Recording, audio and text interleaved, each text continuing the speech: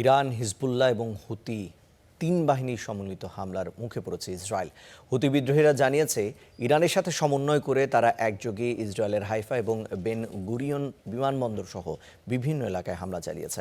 হামলা হয়েছে Bahrain, Kuwait, সংযুক্ত আরব আমিরাত এবং সৌদি আরবেও। আমিরাতের অ্যালুমিনিয়াম কারখানা এবং সৌদি আরবে মার্কিন সেনা ঘাঁটিতে হামলার তথ্য জানিয়েছে তেহরান। এদিকে ইরানে অব্যাহত রয়েছে মার্কিন ইসরায়েল পাল্টা হামলা।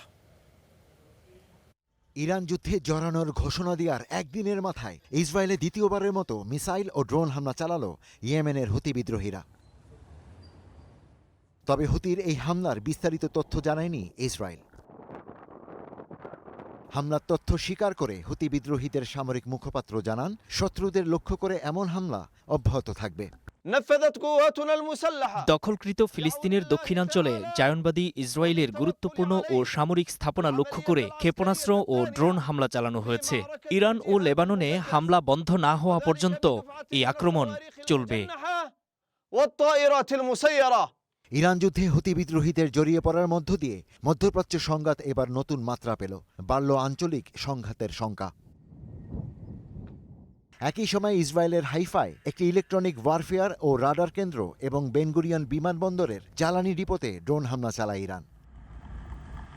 হামলা হয়েছে বাহরাইন, কুয়েত, সংযুক্ত আরব আমিরাত ও সৌদি আরবেও। আমিরাতের সরকারি মালিকানাধীন অ্যালুমিনিয়াম কারখানায় হামলা চালায় ইরান। হামলার মুখে পড়ে সৌদি আরবের আরও একটি মার্কিন সেনা ঘাঁটি।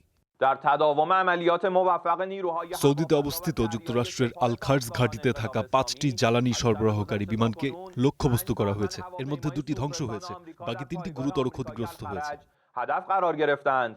দুবাইয়ে মার্কিন সেনাদের ব্যবহৃত গোপন ঘাঁটি ও ড্রোন গবেষণা কেন্দ্রেও হামলা চালিয়েছে তেহরান। এই হামলায় অজ্ঞাত সংখ্যক ইউক্রেনীয় ড্রোন বিশেষজ্ঞ মারা গেছে বলে ধারণা করা হচ্ছে।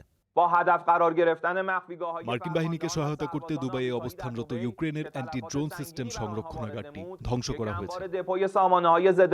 এছাড়া যুক্তরাষ্ট্রের 500-এরও বেশি সেনা অবস্থান করছে মধ্যপ্রাচ্যের এমন দুটি স্থানেও ক্ষেপণাস্ত্র ও ড্রোন হামলা চালিয়েছে ইরান।